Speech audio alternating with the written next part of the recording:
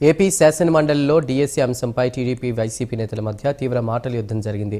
డీఎస్సీపై చర్చ జరపాలని వైసీపీ నేత బొత్స సత్యనారాయణ పట్టుబట్టడంతో సభలో గందరగోళం నెలకొంది. దీనిపై స్పందించిన మంత్రి అచ్చెన్నాయుడు గొడ్డెల పార్టీకి డీఎస్సీపై మాట్లాడే అర్హత లేదంటూ తీవ్ర వ్యాఖ్యలు చేశారు. గత 5 ఏళ్లలో డీఎస్సీ నిర్వహించకుండా నిరుద్యోగులను మోసం చేశారని వైసీపీపై మండిపడ్డారు. ఈ క్రమంలో బొత్స సత్యనారాయణను ఉద్దేశించి అచ్చెన్నాయుడు దద్దమ్మ అంటూ మాట్లాడారు.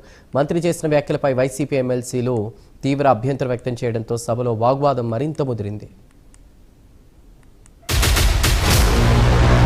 ప్రభుత్వం అంటే తర్వాత భేదం ఉండకూడదు.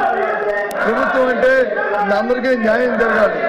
కానీ మనం జరిగిన డీఎస్సీ ఎక్కడ భారతదేశంలో లేని విధంగా, రాష్ట్రంలో లేని విధంగా జరిగిన అవతరణ మీద అందరూ చర్చిస్తున్నాం. ప్రజలందరూ చూస్తున్న అందరూ 3 లక్షల మంది అభ్యర్థులకి ఏ రకంగా మోసం చేసి ఏ రకంగా అమ్ముకున్నారో, ఏ రకంగా వాటి వచ్చి మార్కెట్ లో సేల్ చేస్తారు. దాని మీద 5 సంవత్సరాలు నిరుద్యోగుల జీవితాలతో ఆడుకున్నారు.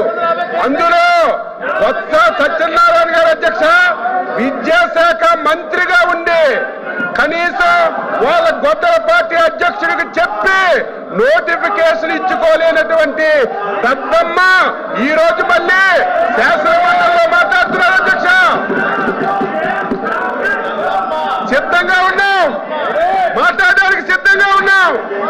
ఈ బుక్లెట్ పంపిస్తాం, వాళ్ళందరికీ చదువుకోమనండి.